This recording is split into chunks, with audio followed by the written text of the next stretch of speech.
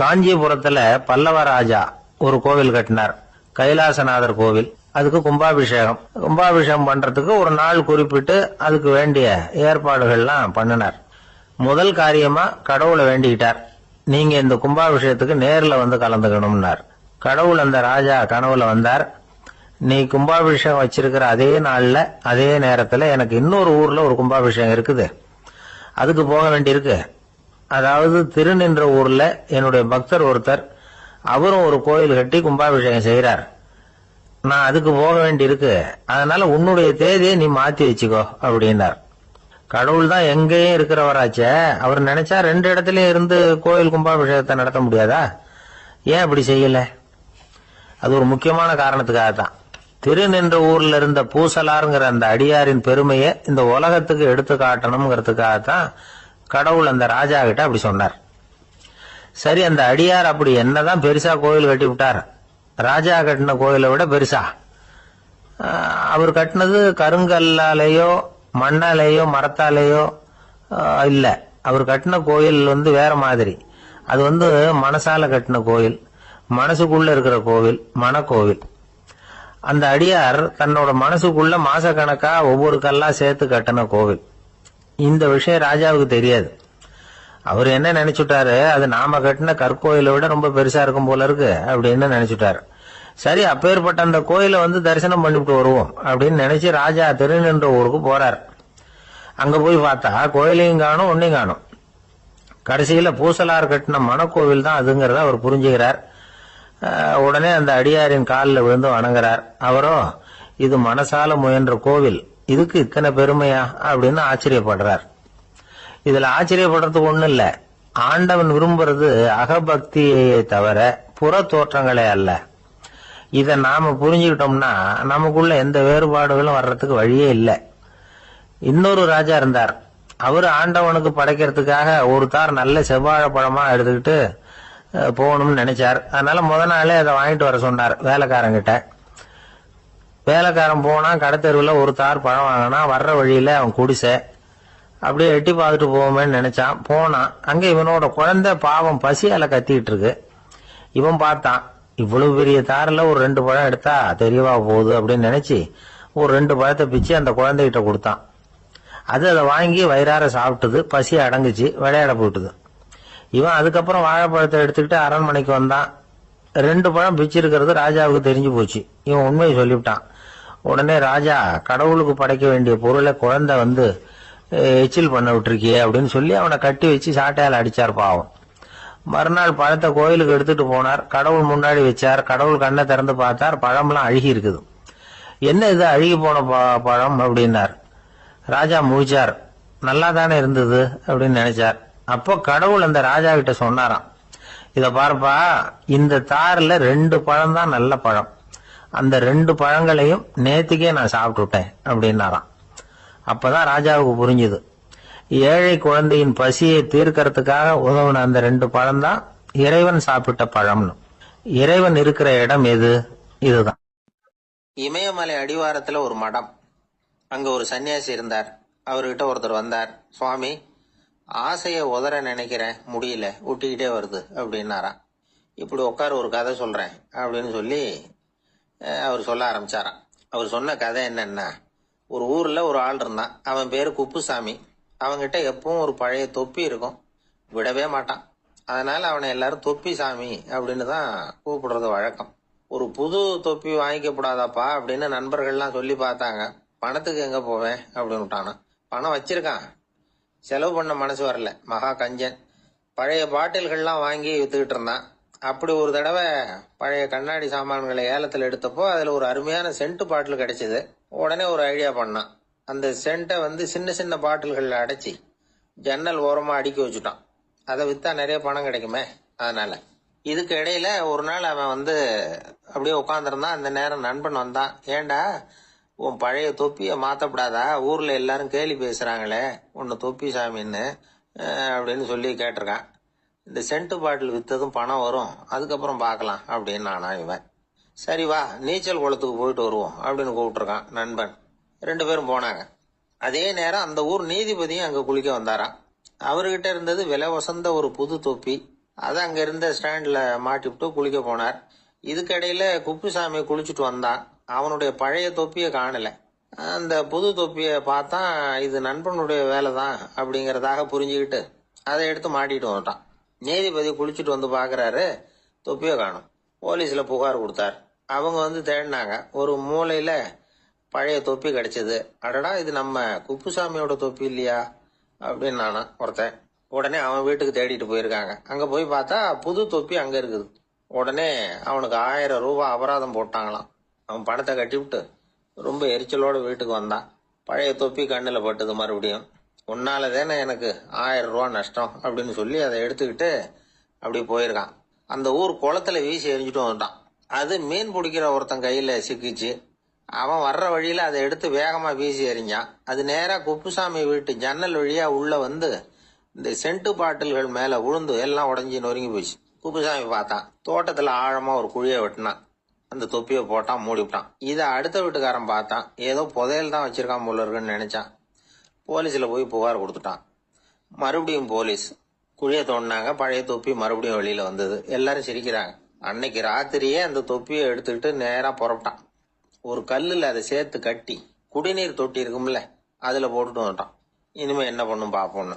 ஒரு நாள் திடீர்னு குழாயெல்லாம் அடைப்பட்டு போச்சு. மாநகராட்சி அலுவலர்கள் வந்து என்னன்னு பார்த்தா அந்த பழைய தொப்பி குழாயை அடைச்சிக்கிட்டு இருக்குது. இது குப்புசாமியோட தொப்பிங்கிறது தான் எல்லாருக்கும் தெரியுமே. உடனே குடிநீரை வந்து பாழாக்கணத்துக்காக குப்புசாமிக்கு கோர்ட்டு 2500 ரூபாய் அபராதம் போட்டுவிட்டது. அதையும் கட்டிவிட்டு வெளில வந்தான். கடைசியா முடிவு பண்ணான். ஒரு நெருப்பு குச்சியை கிழிச்சான். தொப்பியை கொளுத்தினான். எரிஞ்சது. எடுத்து வெளில எரிஞ்சான். கொஞ்ச நேரத்துல தீ அணைப்பு படம் வந்துட்டுது. ஆமா, இவன் எடுத்து எரிஞ்சது வெளியில விழுந்து வீட்டு கூரையே பத்திக்கிட்டு எரிய ஆரம்பிச்சுட்டுது. அவனோட பணத்தாசையும் அதோட சேர்ந்து எரிஞ்சு போச்சான். இப்படி ஒரு கதை. இந்த கதையை சொல்லி முடிச்சார் அந்த இமயமலை அடிவாரத்துல இருந்த சன்னியாசி. இப்ப அந்த குப்புசாமி எங்க இருக்கிறான்னு கேட்டார் எதிரில இருந்தவர். இதோ உன் எதிரிலே இருக்கிறான், நான் தான் அந்த குப்புசாமி அப்படின்னாரான் அந்த சன்னியாசி. அந்த குப்புசாமி கிட்ட இருந்தது மாதிரி ஒரு பழைய தொப்பி நம்ம ஒவ்வொருத்தர்கிட்டயும் உண்டு. அதை எப்படி தொலைக்கிறதுன்னு தெரியாம தடுமாறிக்கிட்டு இருக்கிறோம். அது என்ன தொப்பிங்கிறீங்களா? அதுதான் நம்மை சூழ்ந்திருக்கிற மாயை அப்படிங்கிறார் சுவாமி சின்மயானந்தர். மெய்ஞானம் கிடைக்கிறப்போ மாயை வந்து எரிஞ்சு போகும் அப்படிங்கிறது அவருடைய கருத்து. நம்மால் ஒருத்தர் வேகமா ஓடி வந்தார். காலில் மாட்டியிருந்த பழைய செருப்பு 2 ஆவேசமா தூக்கி ஒரு கிணத்துல போட்டுட்டு வெறுங்காலோட நடந்து வந்துகிட்டு இருக்கிறார். ஏன் அப்படி பண்ணீங்க அப்படின்னு கேட்டோம். அந்த செருப்புக்கு சொந்தக்காரன் வந்து பின்னாடி வந்துகிட்டு இருக்கிறான், அதனால அப்படி பண்ணேன் அப்படிங்கிறார் இவர். இன்பம் துன்பம் இது ரெண்டும் சேர்ந்ததுதான் வாழ்க்கை. இது எல்லாரும் சொல்லிட்டு இருக்கிற ஒரு உண்மை. அது சரி, இது ரெண்டும் வர்றதுக்கு என்ன காரணம்? துறவி ஒருத்தர் யோசிச்சு பார்த்திருக்காரு. இன்ப துன்பம் தோன்றுவதற்கு முக்கியமா 6 காரணங்கள் உண்டு அப்படிங்கிறார் அவர். அது என்னங்கிறத நாமளும் தெரிஞ்சு வச்சுக்குவோமே. இப்ப முதல் காரணம் சுயநலம். ஒரு தாயார் வந்து தன்னுடைய சுயநலம் கருதி தன்னுடைய மகன் இன்பமா இருக்கணும்னு ஆசைப்படுறாங்க. மகனும் அப்படியே ஆசைப்படுறான். அதனால தாயாரின் இன்ப துன்பங்களை பார்த்துட்டு மகனும் இன்ப துன்பம் அடையறான். அந்த அம்மாவுக்கும் அதே நிலைமை தான். 2வது காரணம் உறவு. நான் துறவியான பிறகு கூட உறவுங்கிற காரணத்தினாலதான் தாயாருடைய சுக துக்கங்களை கண்டு நானும் சுக துக்கம் அடைகிறேன். என் தாயாருடைய நிலைமையும் இதுதான் அப்படிங்கிறார் ஒரு துறவி. 3வது காரணம் என்னன்னா அறிமுகம். எனக்கு அறிமுகமான ஒருத்தரை ரயில் நிலையத்துல சந்திக்கிறேன். அவர் தன்னுடைய பணப்பையை எங்கேயோ தொலைச்சு விட்டு வருத்தப்பட்டு இருக்கிறார். நானும் வருத்தப்படுறேன். அந்த சமயத்துல யாரோ ஒருத்தர் இதுதானே அவங்க பணப்பை அப்படின்னு சொல்லி கொண்டாந்து நீட்டுறார். பணப்பைய தொலைச்சவர் சந்தோஷப்படுறார், நானும் சந்தோஷப்படுறேன். இது அந்த துறவி சொல்ற அனுபவம். 4வது காரணம் என்னன்னா கருணை. எனக்கு முன்னே பின்ன தெரியாத ஒருத்தனை யாரோ ஒருத்தன் அடிச்சு காயப்படுத்தி போடுறான். கருணை காரணமா நான் அதுக்காக துக்கப்படுறேன். 5வது காரணம் எதையும் நம்புறது. ஒரு பசுமாட்டை ஒரு முரணை அடிச்சுட்டு இருக்கிறான் அப்படின்னு ஒருத்தர் வந்து நம்ம கிட்ட சொல்றாருன்னு வைங்க, உடனே நான் துக்கப்படுறேன். இன்னொருத்தர் வந்து அந்த முரணனை போலீஸ்காரங்க புடிச்சிட்டு போயிட்டாங்கன்னு சொல்லி சொல்றாரு, நான் உடனே சந்தோஷப்படுறேன். 3வதா ஒருத்தர் வந்து முதல் 2 பேரும் சொன்னது பொய்யுங்கிறார். அப்ப நான் இன்ப துன்பம் 2மே இல்லாம நிம்மதியா இருக்கிறேன். இது ஒரு விதம். அடுத்தது 6வது காரணம் என்னன்னா தன்மயமாகுதல். ஒரு நாவல் படிச்சுக்கிட்டு இருக்கிறோம், அதுல வர்ற பாத்திரங்களோட நாம ஒன்றி போயிடுறோம். அதுல வர்ற பாத்திரங்கள் சிரிச்சுன்னா நாமளும் சிரிக்கிறோம், அது அழுதுன்னா நாமளும் அழறோம். அதெல்லாம் அந்த துறவி சொல்ற அனுபவ உண்மைகள். இன்ப துன்பம் ரெண்டும் தோன்றுவதற்கு சுயநலம், உறவு, அறிமுகம், கருணை, எதையும் நம்புறது, தன்மயமாகிறது, இது எல்லாம் தான் முக்கிய காரணம் அப்படின்னு அவர் சொல்றார். ஆக கூடி ஒட்டு மொத்தமா யோசனை பண்ணி பார்த்தா பிற பொருள்கள் மீது பற்றுதல் காரணமா தான் நாம இன்ப துன்பம் அடையிறோம் அப்படிங்கறத புரிஞ்சுக்க முடியுது. மனுஷன் இன்ப துன்பம் அடையறதுக்கு 7வது காரணம் கூட ஒண்ணு உண்டு அப்படின்னு சொல்லிட்டே வந்தார் ஒருத்தர். அது என்ன அப்படின்னு கேட்டோம். அதுதான் சார் நீங்க சொல்லிட்டு வர்ற இன்று ஒரு தகவல்னார். எப்படி சொல்றீங்கன்னு கேட்டோம். இன்று ஒரு தகவல் கேட்க ஆரம்பிக்கிறப்போ மனசுல இன்பம், ஆரம்பிச்ச உடனே இது ஏற்கனவே கேட்ட சமாச்சாரமாச்சே அப்படின்னு நினைக்கிறப்போ துன்பம் அப்படின்னு அதுக்கு ஒரு விளக்கம் கொடுத்தார். ஒரு ஆள் இருந்தார். அவரு தன்னை ஒரு குருன்னு சொல்லிக்கிட்டார். மௌன குரு, வாயே திறக்கிறது இல்ல. அவருக்கு 2 சீடர்கள் உண்டு. இவங்க தான் வர்றவங்க கிட்ட பேசுவாங்க, விளக்கம் கொடுப்பாங்க. ஒரு நாள் இந்த சீடர்கள் 2 பேரும் எங்கேயோ வெளியில போயிட்டாங்க. அந்த நேரம் பார்த்து ஒருத்தர் அங்க வந்தார். குரு கிட்ட போனார். குருவே, புத்தர்னா என்னன்னு கேட்டார். குருவுக்கு ஒன்னும் புரியல. அவர் உண்மையான குருவா இருந்தாவில புரியும். அவர் திருன்னு முழிக்க ஆரம்பிச்சுட்டார். இந்த நேரம் பார்த்து இந்த சீடர்கள் எங்கேயோ போயிட்டாங்களே, என்ன பண்றது, உதவிக்கு யாராவது கிடைக்க மாட்டாங்களா அப்படின்னு அப்படியே சுத்தி பாக்குறார். அங்க பாக்குறார். வந்தவர் இதை கவனிச்சார். ஏதோ புரிஞ்சுக்கிட்ட ஒரு மாதிரி அடுத்த கேள்வி கேட்டார். தர்மம்னா என்ன சுவாமின்னார். குருவுக்கு ரொம்ப சங்கடமா போச்சு. நம்ம நிலைமை இப்படி ஆயிட்டுதே, இக்கட்ல மாட்டிக்கிட்டோமே அப்படின்னு நினைச்சபடியே விட்டத்தை பார்த்தார். அப்புறம் குனிஞ்சு தரைய பார்த்தார். அப்படியே உட்காந்துக்கிட்டார். வந்தவர் உடனே அடுத்த கேள்விக்கு போயிட்டார். தியானம்னா என்ன சுவாமின்னார். பாவம் என்ன பண்ணுவார் அந்த குரு, பேசாம கண்ணை கெட்டியா மூடிக்கிட்டார். இது ஏதடா வம்பா போச்சுன்னு. இவர் இப்படி பண்ணா கூட வந்தவர் சளைக்கல. இன்னொரு கேள்வியும் கேட்டார். ஆசீர்வாதம்னா என்ன அப்படின்னார். இவர் பார்த்தார். இப்படியே போனா இவர் கேள்வி கேட்கறத நிறுத்த மாட்டார் அப்படின்னு நினைச்சுக்கிட்டு எனக்கு ஒண்ணுமே தெரியாதுங்கிற பாவனையில 2 கையையும் விரிச்சு காட்டினார். வந்தவர் முகத்துல மகிழ்ச்சி, மன நிறைவு, ஏதோ எல்லாம் புரிஞ்சுக்கிட்ட ஒரு மாதிரி அங்கிருந்து புறப்பட்டு போனார். வழியில அந்த குருவோட சீடர்கள் 2 பேரையும் சந்திச்சார். உங்க குருவை தான் பார்த்துட்டு வரேன்னாரு. இவரு என்ன நடந்ததுன்னு கேட்டாங்க. இவரு வரமா சொல்றார். உங்க குரு எவ்வளவு பெரிய ஞானி தெரியுமா? புத்தர்னா என்னன்னு கேட்டேன். அதுக்கு அவர் அப்படியும் இப்படியும் பார்த்தார். அதுக்கு என்ன அர்த்தம் தெரியுமா? மக்கள் புத்தரை அங்கேயும் இங்கேயும் தேடுறாங்க. உண்மையில அவர் அங்கேயும் இங்கேயும் தேடி கண்டுபிடிக்க முடியாது அப்படிங்கறத அவர் செய்கை மூலம் உணர்த்தினார். அதுக்கப்புறம் தர்மம்னா என்னன்னு கேட்டேன். அவர் மேலையும் கீழையும் பார்த்து தர்மம் சமமானது, அதுல உயர்வு தாழ்வு இல்லைங்கிறத உணர்த்தினார். அதுக்கப்புறம் தியானம்னா என்னன்னு கேட்டேன். கண்ணை மூடிக்கிட்டார். கண்ணை மூடி காணுகிற அற்புதம் அது அப்படிங்கறத புரிஞ்சுக்கிட்டேன். கடைசியா ஆசீர்வதிக்கப்படுறது பத்தி கேட்டேன். கைகளை நீட்டி உதவுறது தான் அது அப்படிங்கறத தன்னுடைய இருகை விரிச்சு உணர்த்தினார். எவ்வளவு பெரிய மகான் அவரு அப்படின்னு சொல்லிவிட்டு அவர் பாட்டு போயிட்டார். சீடர்கள் அதுக்கப்புறம் மெதுவா குரு கிட்ட சேர்ந்தாங்க. அவங்கள பார்த்ததும் குருவுக்கு கோபம் வந்துட்டுது. அடே பாவிகளா, எங்கடா போய் தொலைஞ்சிங்க, நான் ஒரு ஆளுகிட்ட மாட்டிக்கிட்டு என்ன பாடுபட்டிருக்கேன் தெரியுமான்னார். இது மாதிரிதான் நாம சாதாரண மனிதர்களின் புற வேடங்களிலேயே மயங்கி போயிடுறோம். அவங்க பேச்சு, செய்கை, பார்வை இதுல எல்லாம் ஏதோ பெரிய தத்துவம் இருக்கிறதாக நினைச்சுக்கிறோம். உண்மையிலேயே அந்த தத்துவங்கள் யாருக்கு சொந்தம்? அவங்களுக்கு இல்ல, நமக்கு தான் சொந்தம். நாம தானே அதை கற்பிச்சுக்கிட்டோம். நம்ம நாம அடையாளம் கண்டுக்கிறது இல்ல, நாம யாருங்கிறது நமக்கு புரியறது இல்ல. அதுதான் இன்னைக்கு நடக்கிறது. அதனாலதான் அடுத்தவங்களை தேடி ஓடிக்கிட்டு இருக்கிறோம். சில வீடுகளில் கூட இது மாதிரி சைகைகள் உண்டு. சில குடும்ப தலைவர்கள் தினமும் காலையில கண்ணை கெட்டியா மூடிக்கிட்டு கை 2ஐயும் சுத்தமா விரிச்சு வச்சுக்கிட்டே உட்காந்து தியானம் பண்றது வழக்கம். எதுக்காக அப்படி பண்றீங்கன்னு ஒருத்தரை பார்த்து கேட்டேன். இந்த மாசம் வாங்கின சம்பளம் பூரா தீர்ந்து போச்சு, இனிமே என் கையில சுத்தமா ஒண்ணும் இல்ல, புதுசா எதுவும் செலவு வச்சுடாதே அப்படிங்கறத அப்படி உள்ளங்கை 2ஐயும் விரிச்சு காட்டி அவங்களுக்கு உணர்த்துறேன் அப்படின்னார். துஷ்டரை கண்டால் தூர விலகு, இப்படி ஒரு பழமொழி உண்டு. எதுக்காக இப்படி சொல்லி வச்சாங்க? துஷ்டன் ஏதாவது தொந்தரவு கொடுப்பான், அதனால அவனை கண்டா பயந்துகிட்டு ஓடி ஒளிஞ்சுக்கோ அப்படின்னா இதுக்கு அர்த்தம் அப்படி இல்ல.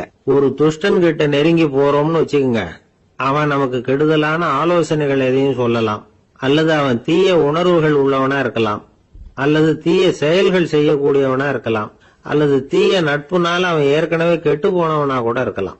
இப்படிப்பட்டவனை நெருங்கி போனா அவனோட பாதிப்பு நமக்கும் வந்துடும். அதனால விலகி போ அப்படின்னு சொல்றாங்க. இதையே கொஞ்சம் விவரமா இப்ப பாப்போமே. இப்ப இந்த துஷ்டர்களை 4 வகையா பிரிக்கிறாங்க. இந்த 4 வகைக்கும் உதாரணம் வேணும்னா வேற எங்கேயும் போக வேண்டியதில்லை, மகாபாரதத்தை பார்த்தாவே போதும். அதுல இந்த 4 வகையான தீயோரும் வர்றாங்க. முதல் வகைக்கு உதாரணம் சகுனி. இவன் மனசுல எப்பவும் தீய எண்ணங்கள் தான் நிறைஞ்சி இருக்கும். கனவுல கூட தீய ஆலோசனைகள். யாராவது ஒருத்தர் நல்லபடியா வாழ்ந்தா அதை இவனால சகிச்சுக்க முடியாது. இப்படிப்பட்டவனோட நெருங்கிய தொடர்பு துரியோதனனுக்கு கிடைச்சது. துரியோதனன் எப்படின்னா அவன் ஏற்கனவே தீய காரியங்கள் செய்யறதுக்கு தயங்காதவன். அப்படிப்பட்டவனுக்கு தீய போதனைகள் செய்யறதுக்கு சகுனி உதவுனா. இந்த 2 பேரோட சகவாசம் இன்னொருத்தனுக்கு கிடைச்சது. அவன் யாருன்னா துச்சாதனன். அவன் தீய நடத்தை உள்ளவன். இந்த 3 பேரும் ஒண்ணு சேர்ந்தா என்னத்துக்கு ஆகும்? உலகமே கெட்டு போடும்ல. இந்த 3 துஷ்டர்களோட நல்லவன் ஒருத்தன் வந்து சேர்ந்தான். அவன் தான் கர்ணன். கர்ணன் இயல்பாவே உத்தம குணம் உள்ளவன்.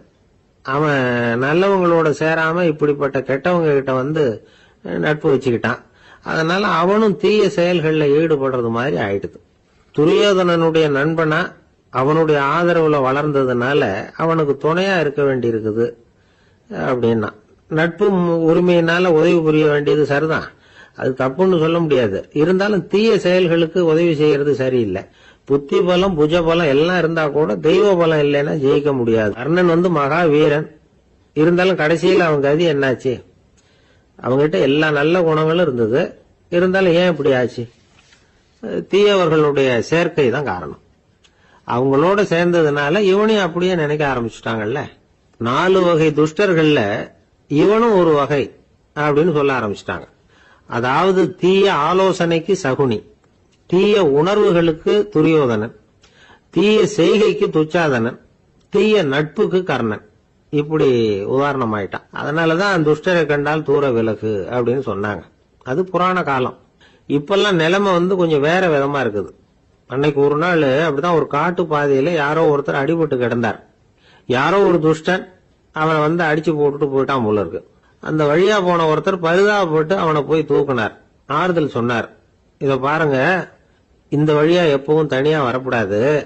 ஏன்னா இங்க ஒரு ரவுடி இருந்துகிட்டு வர்றவங்க போறவங்களை எல்லாம் வழிப்பறி பண்ணிட்டு இருக்கிறதா கேள்விப்பட்டிருக்கிறேன் அப்படின்னாராம். இனிமே அப்படி கேள்விப்பட மாட்டீங்க அப்படின்னு அந்த ஆளு. ஏன்னு கேட்டிருக்காரு இவர். அவன் சொல்லியிருக்கான், நான் தான் சார் அந்த ரவுடி. இந்த வழியா போனவங்க கிட்ட தகராறு பண்ணேன். அவங்க தான் என்ன இப்படி அடிச்சு போட்டு என்கிட்ட இருந்த பணத்தை எல்லாம் புடுங்கிட்டு போட்டாங்க சார்.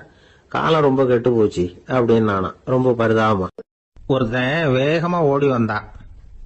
ஏப்பா அப்படி தலை தெறிக்க ஓடி வர்றேன்னு கேட்டேன். பின்னாடி துரத்திக்கிட்டு வருது சார் அப்படின்னா.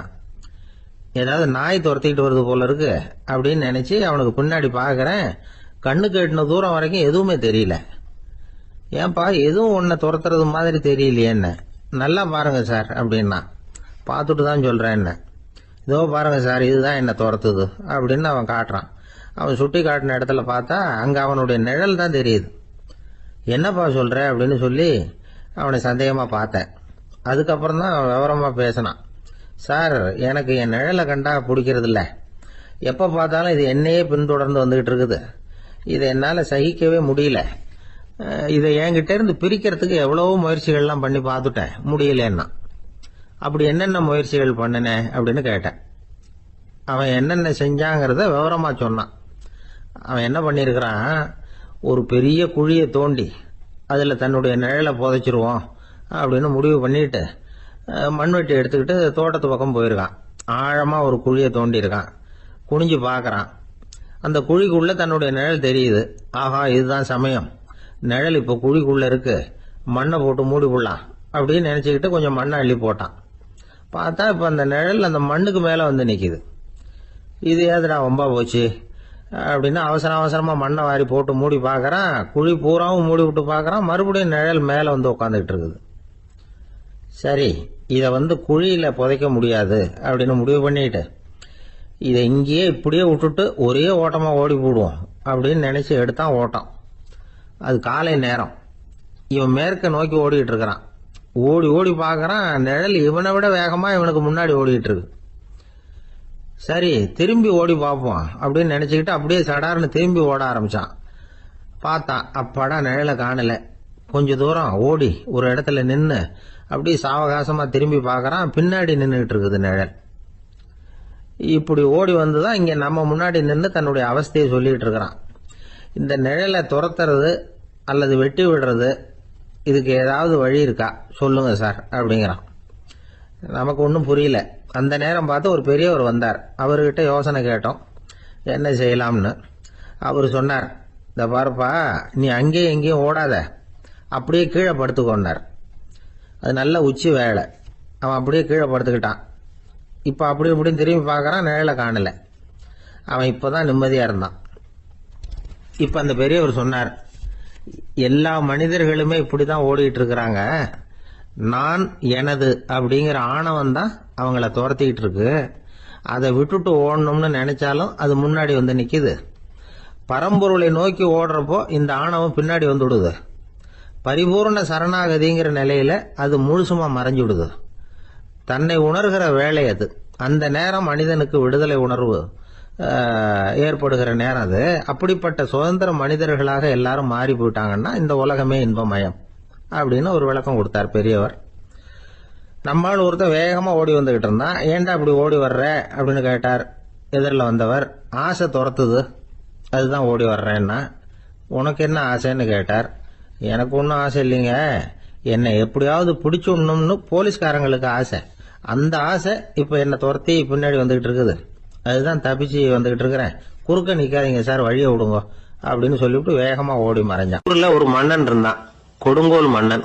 நிறைய தொந்தரவு பண்ணிட்டு இருந்தான். அவன் ஒரு தடவை என்ன பண்ணான் தெரியுமா? ஒரு தப்பும் பண்ணாத ஒரு இளைஞனை பிடிச்சி ஜெயில அடைச்சுட்டான். அந்த பையனோட சொந்தக்காரங்கள்லாம் ராஜா கிட்ட போனாங்க. அவன் ஒரு தவறும் பண்ணல, அவனை விடுதலை பண்ணுங்க அப்படின்னு கெஞ்சி கேட்டுக்கிட்டாங்க. மன்னன் வந்து யோசனை பண்ணான். அந்த இளைஞனை கூப்பிட்டுட்டு வர சொன்னான். அவனை கொண்டாந்து ராஜா முன்னாடி நிறுத்தினாங்க. இத பாருப்பா, உன்னை நான் விடுதலை பண்ணுவேன், ஆனா ஒரு கண்டிஷன். அந்த நிபந்தனையை நீ நிறைவேற்றினா உனக்கு விடுதலை அப்படின்னா மன்னன். சரின்னு ஒத்துக்கிட்டான் பையன். மன்னன் வந்து கண்டிஷன் என்னங்கறத சொன்னான். உங்ககிட்ட ஒரு செம்மறி ஆட்டை கொடுக்க போறேன். 1 மாசத்துக்கு அதுக்கு தேவையான தீனியையும் கொடுக்க போறேன். 1 மாசம் கழிச்சு அந்த ஆட்டை வந்து எடை போட்டு பார்ப்பேன். அந்த ஆட்டின் எடை கொஞ்சம் கூட கூடி இருக்க கூடாது. எடை கூடி இருந்தா உனக்கு விடுதலை கிடையாது. என்ன சொல்ற அப்படின்னா. பையனுக்கு ஒன்னும் புரியல, பயமா போட்டுது. குழம்பிக்கிட்டே நின்றுகிட்டு இருக்கிறான். சரி, ஒரு நாள் டைம் தரேன், நல்லா யோசனை பண்ணி பார்த்துட்டு நாளைக்கு உன் முடிவை சொல்லு அப்படின்னா மன்னன். பையன் கவலையோட வெளியில வந்தான். அங்க ஒரு பெரியவர் நின்றுகிட்டு இருந்தார். அவர்கிட்ட விஷயத்தை சொன்னான். அந்த பெரியவர் இந்த பையனுக்கு காதோட காதா ஒரு வழியை சொல்லி கொடுத்தார். அதை கேட்டதும் பையன் மறுபடியும் மன்னன் முன்னாடி வந்து நின்னா. உங்க நிபந்தனையை ஏத்துக்கிறேன்னு சொன்னான். மன்னன் வந்து ஒரு ஆட்டுக்குட்டியையும் அதுக்கு 1 மாசத்துக்கு தேவைப்படுற தீவனத்தையும் கொடுக்கும்படியா உத்தரவு போட்டான். கொடுத்தாங்க, ஓடிட்டு போயிட்டான். 1 மாசம் தினமும் தவறாம அந்த தீவனத்தை ஆட்டுக்குட்டிக்கு போட்டுக்கிட்டு இருக்கிறான். 1 மாசம் கழிச்சு அந்த ஆட்டை வந்து அரண்மனைக்கு ஓட்டிட்டு போனான். மன்னன் அதை எடை போட்டு பாக்குறான், எடை கூடவே இல்லை, அப்படியே தான் இருக்குது. உடனே போட்ட நிபந்தனைப்படி அந்த இளைஞனை வந்து விடுதலை பண்ணிவிட்டான். சரி, ஆட்டுக்கு எடை கூடாம இருக்கிறதுக்கு அந்த பெரியவர் சொல்லி கொடுத்த யோசனை என்ன அப்படின்னா, அது வேற ஒண்ணும் இல்ல. அந்த ஆட்டுக்கு எதிரில் அது கண்ணுல படுற மாதிரி ஒரு ஓநாயை கட்டி போட சொன்னார். அவ்வளவுதான். ஆட்டுக்கு ஓநாய்ங்கிறது பிறவி பகை. ஓநாயை பார்த்தா ஆடு நடுங்க ஆரம்பிச்சிரும், அவ்வளவு பயம். தினமும் அந்த ஆடு பயந்துகிட்டே தீனி சாப்பிட்டது, எடை கூடல. அதுதான் ரகசியம். இது வந்து சின்ன பிள்ளைங்களுக்கான ஒரு கதை. இதுல இருந்து தெரிஞ்சுக்க வேண்டிய உண்மை என்னன்னா, நாமெல்லாம் சாப்பிடுறப்ப மனசும் உடம்பும் அமைதியா இருக்கணும். அப்பதான் அது உடம்புல ஒட்டும். அவசரத்திலையும் பயத்திலையும் சாப்பிட்டா அது சரியா ஜீரணம் ஆகாது. இன்னொரு ராஜா இருந்தார். அவரும் ஒரு இளைஞனை ஜெயில அடைச்சு விட்டார். விடுதலை பண்ணணும்னா ஒரு கண்டிஷன். என்னன்னு கேட்டான். ஒரு ஆட்டுக்குட்டியை உன் முன்னாடி கொண்டாந்து நிறுத்துவேன், நீ அதுகிட்ட ஒரு கேள்வி கேட்கணும், அதுக்கு சரியான பதில சொல்லணும். அப்படி செஞ்சுட்டா உனக்கு விடுதலைன்னார். இளைஞன் யோசனை பண்ணி பார்த்தான். சரின்னு ஒத்துக்கிட்டான். அது பிரகாரமே ஆட்டுக்குட்டிய பதில் சொல்ல வச்சுட்டான். என்ன நடந்தது தெரியுமா? ஆட்டுக்குட்டியை கொண்டாந்து நிறுத்தினாங்க. இவன் மெதுவா அதுகிட்ட போனான். அது காது கிட்ட போய் ஏப்ரலுக்கு அடுத்த மாசம் என்ன மாசம்னு கேட்டான். அது உடனே மேன்னு கத்திச்சு. இவன் விடுதலை ஆயிட்டான். எனக்கு இது மட்டும்தான் சார் தெரியும், இதை தவிர வேற எதுவும் தெரியாது அப்படின்னு சொல்லிக்கிட்டே காலம் தள்ளுறவங்க ரொம்ப பேர். அவங்க எல்லாம் கஷ்டப்பட வேண்டியிருக்கும். ஒருத்தர் தன்னுடைய தொழில ரொம்ப கெட்டிக்காரரா இருக்கலாம். அதுக்காக எப்பவும் அதே ஞாபகத்துல இருந்துகிட்டு உலகியல் அறிவு இல்லாம இருந்துடக்கூடாது, அது ஆபத்து. இதுக்காக நம்ம தாத்தா பாட்டி எல்லாம் ஒரு கதை சொல்லுவாங்களே, கேள்விப்பட்டிருக்கீங்களா? ஒரு சமயம் ஒரு 4 பேர் சேர்ந்து வெளியூருக்கு பிரயாணம் போனாங்களாம். அந்த 4 பேர் எப்படி தெரியுமா? ஒருத்தர் வேதாந்தி, இன்னொருத்தர் சங்கீத வித்வான், 3வது ஆள் வைத்தியர், 4வது ஆள் ஜோசியர். இவங்க 4 பேரும் நண்பர்கள். அதனால சேர்ந்து புறப்பட்டாங்க. வழியில ஒரு ஊர்ல தங்கினாங்க. இருட்டி போச்சு. அதனால இன்னைக்கு ராத்திரி இங்கேயே தங்கி இருந்துட்டு நாளைக்கு புறப்படலாம் அப்படின்னு தீர்மானம் பண்ணாங்க. சாப்பாட்டுக்கு என்ன பண்றது? அங்கேயே கடத்தெருவுக்கு போய் சாமான்லாம் வாங்கியாந்து சமைச்சு சாப்பிடலாம்னு முடிவு பண்ணாங்க. 4 பேர் இருக்கிறதுனால ஆளுக்கு ஒரு காரியமா செய்யலாம் அப்படின்னு வேலையை பிரிச்சுக்கிட்டாங்க. வைத்தியர் கரிகாய் வாங்க போனார், வேதாந்தி எண்ணெய் வாங்க போனார், ஜோசியர் பலசரக்கு வாங்க போனார், சங்கீத வித்வானுக்கு சமைக்கிற வேலை. எல்லாம் சரி. ஆனா நடந்தது என்ன தெரியுமா? கடைத்தருவுக்கு காய்கறி வாங்க போனார்ல வைத்தியர், அங்க போய் மார்க்கெட்ல பார்த்தார். ஒவ்வொரு கரிகாயா எடுத்து பார்த்தார். இது பித்தம், உடம்புக்கு ஒத்துக்காது, இது வாயு, உடம்புக்கு ஒத்துக்காது அப்படின்னு ஒவ்வொன்னா தள்ளினார். கடைசியில ஒண்ணுமே தேரல. வெறுங்கையோட திரும்பி வந்துகிட்டு இருக்கிறார். எண்ணெய் வாங்க போனார வேதாந்தி, அவர் ஒரு தொன்னையில எண்ணெயை வாங்கினார். பேசாம அதை எடுத்துட்டு வர வேண்டியது தானே, முடியல. அவருடைய வேதாந்த மூளை சிந்திக்க ஆரம்பிச்சுட்டுது. இந்த தொன்னைக்கு எண்ணெய் ஆதாரமா அல்லது எண்ணெய்க்கு தொன்னை ஆதாரமா அப்படிங்கிற ஆராய்ச்சியில இறங்கினார். என்னாச்சு தெரியுமா? அப்படி கவுத்து பார்த்தார். வாங்கின எண்ணெய் பூராவையும் வழியில கொட்டிவிட்டு வெறும் தொன்னையோட சேர்ந்தார். பலசரக்கு வாங்க போனார ஜோசியர், அவர் ஒரு வழியில பார்த்தாரு. வழியில வந்தவங்களெல்லாம் அங்கங்க ஒரு மரத்தடியில உட்கார வச்சு அவங்களுக்கெல்லாம் ஆர்வம் சொல்ல ஆரம்பிச்சுட்டார். அப்படி ஒவ்வொருத்தரா சொல்லி முடிச்சுட்டு கடத்தருக்கு போய் சேர்ந்தாரு. இவர் அங்க போய் சேர்றதுக்குள்ள ரொம்ப நேரம் ஆயிட்டுது. கடையெல்லாம் பூட்டிவிட்டு போயிட்டாங்க. என்ன செய்யறது? அவரும் வெறுங்கையோட திரும்பி சேர்ந்தார். சரி, இவங்க கதை தான் இப்படி ஆச்சு. அங்க சமைக்கிறதுக்காக உட்கார்ந்து இருந்தாரு சங்கீத வித்வான், அவரு கதை என்னாச்சு தெரியுமா? அங்க அவர் அடுப்பை பத்த வச்சு ஒலைய கொதிக்க வச்சார். அதாவது ஒரு பானையில தண்ணியை ஊத்தி அடுப்புல வச்சார். அது கொதிக்க ஆரம்பிச்சது. தண்ணி கொதிக்கிற சத்தம் இருக்குதுல்ல, அது இவருக்கு தாளம் போடுறது மாதிரி இருந்தது. ஒரே குஷி, பாட ஆரம்பிச்சுட்டார். பாடிக்கிட்டே உற்சாகமா கையில் இருந்த கரண்டியால அந்த பானையில தட்டினார், தாளம் போடுறதா நினைச்சுக்கிட்டு. அவ்வளவுதான், பானை பட்டுன்னு உடஞ்சு போச்சு. தலையில கை வச்சுக்கிட்டு அவரும் உட்காந்துட்டார். எந்த தொழில் தெரிஞ்சாலும் சரி, அதை புத்திசாலித்தனமா பயன்படுத்த தெரியலன்னா ஆபத்து தான். அதுக்காக தான் இந்த கதை. ஒரு பஸ் டிரைவர் ரொம்ப கெட்டிக்காரரு. பஸ் ரொம்ப திறமையா ஆபத்து இல்லாம ஓட்டுனதுக்காக பரிசுலாம் வாங்கினவர். அவரே ஒரு படகு ஓட்டுறதுக்காக அழைச்சிட்டு போயிருக்கிறாங்க, மோட்டார் படகு. அதையும் ரொம்ப திறமையா தான் ஓட்டிட்டு போயிருக்கிறாரு. நடுக்கடல்ல போனதும் படகு நின்று போச்சு. மோட்டார்ல ஏதோ கோளாறு. என்ன செய்யலாம் அப்படின்னு அந்த டிரைவரை கேட்டிருக்கிறாங்க படகுல இருந்தவங்க எல்லாம். அப்போ அவர் சொன்னாராம், கவலைப்படாதீங்க, ஒன்றும் பிரச்சனை இல்லை, எல்லாரும் கொஞ்சம் கீழே இறங்கி பின்னாடி தள்ளுங்க, மோட்டார் ஸ்டார்ட் ஆயிடும் அப்படின்னா.